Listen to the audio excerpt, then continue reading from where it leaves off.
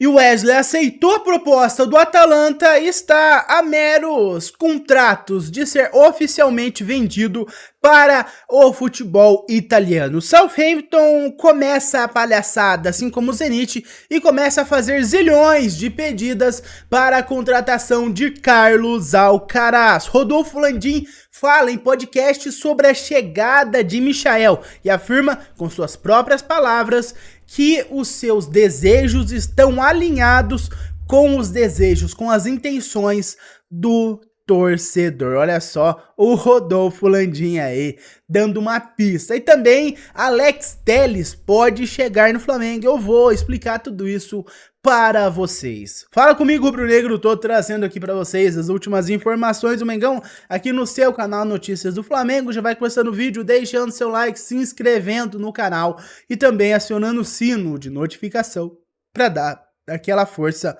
pro canal. E sem mais delongas aí, simbora começar pela informação do Alex Telles, meus amigos, que é o seguinte, uma informação do blog do torcedor, uma vertente aí do site UOL, que diz o seguinte, informação por Manuel Dias. O Flamengo está em busca de contratações importantes, e realmente está em busca de várias contratações importantes, principalmente depois do Vinha e do Everton Cebolinha terem se lesionado. Ambos só voltam a jogar em 2025. O Alex Telles, que atualmente veste a camisa do Al Nassr, teve o seu nome vinculado para ser um possível reforço do Mengão. O lateral esquerdo tem um contrato com o time saudita até junho de 25, ou seja, uma temporada aí pela frente até o seu contrato com o Al Nassr se findar. Depois da lesão do Vinha, uma lesão bem séria, infelizmente foi constatado pelo Flamengo, uma lesão na tíbia e também, já esperado, né, o ligamento do joelho. Essa da tíbia aí pegou todo mundo de surpresa, hein?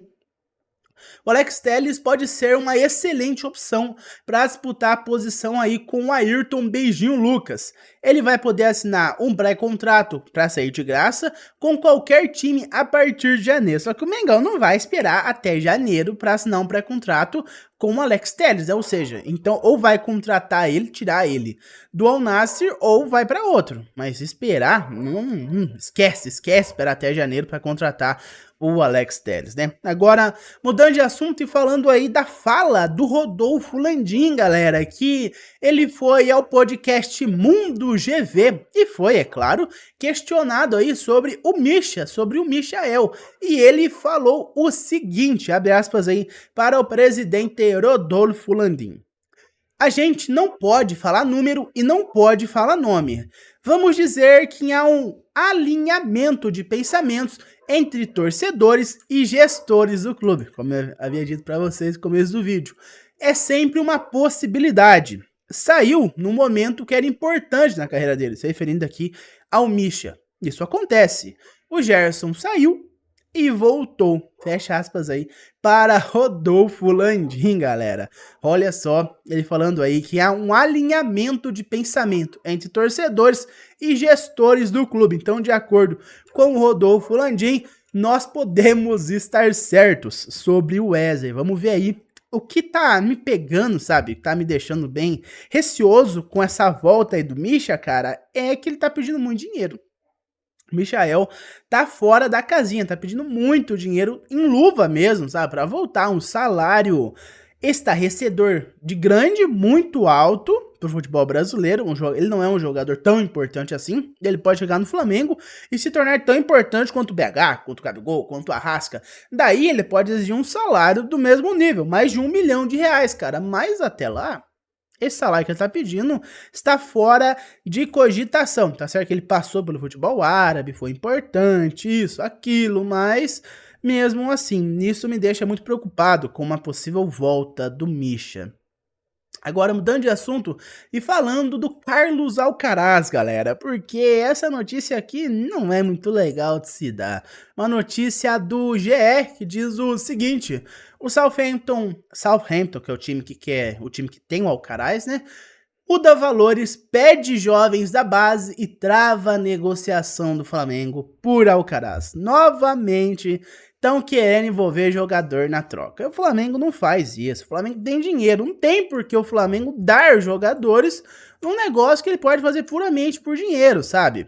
Após acerto encaminhado por 18 milhões de euros, os ingleses estão pedindo Iago, Vitor Hugo ou um pagamento de 25 milhões de euros para liberar o meia argentino. Tão de sacanagem. Estão pedindo mais dinheiro no Alcaraz do que o Flamengo tava pagando pelo Claudinho, cara. 25 milhões de euros, mais de 5 milhões de reais, quase 150, eu acho, milhões de reais. Vamos até fazer essa conta aqui, quanto que tá o euro agora? O euro está 6,1, vamos fazer essa conta aí. 25 vezes 6. 25 vezes 6, 150, eu estava certo, 150 milhões de reais pelo Alcaraz. Tão de sacanagem com o Flamengo, galera. Depois da negociação com o Southampton, como encaminhada por 18 milhões de euros, estava tudo certo, só estava saindo. Eu trouxe a informação de que ele não queria voltar para o Brasil, mas isso aí era conversa, né? A gente podia ver aqui na orelhinha dele, ó, que vamos voltar, nós vamos jogar o Super Mundial de Clubes, estamos ganhando tudo aqui, temos um elenco maravilhoso, ganhamos mais de 1 bilhão de reais por ano, vem cá, tá? Podia fazer um jogo de lábia nele. O Mengão foi surpreendido nessa semana com um novo posicionamento. O Southampton quer a inclusão de Iago ou Vitor Hugo na compra do Carlos Alcaraz, ou 25 milhões de euros em cash. Eles estão de sacanagem. Toda vez é assim, cara. Com o Claudinho teve essa palhaçada aí também, eles queriam chegar a pedir o Pedro, cara. Chegaram a pedir o Pedro em troca do Claudinho e mais dinheiro do Flamengo. Eles queriam o Pedro, uma parte em dinheiro, daí eles estavam o Claudinho, o Zenit, sabe? Eles estão fora da casinha, completamente fora da casinha, completamente malucos. Mudando de assunto, falando aqui do Wesley, galera, que eu falei pra vocês, tá tudo certo, uma matéria do Globo, do jornalista Diogo Dantas. E tá tudo certo aqui, que diz o seguinte: o Wesley aceitou a proposta do Atalanta e só aguarda o Mengão liberá-lo. O lateral direito Wesley, de 20 anos, aceitou a proposta do Atalanta da Itália para um contrato de 4 anos, com renovação automática por mais um, e vai deixar o Flamengo. O Wesley aguarda apenas a diretoria do Mengão finalizar a operação para liberá-lo. O Atalanta vai pagar 16 milhões de euros fixos, mais uma bonificação por metros, que são os 4 milhões de euros, que é a classificação para a Copa, é jogos jogados, que é bem pouco, inclusive, metas bem fáceis de serem atingidas, então pode dar como certo aí o valor total.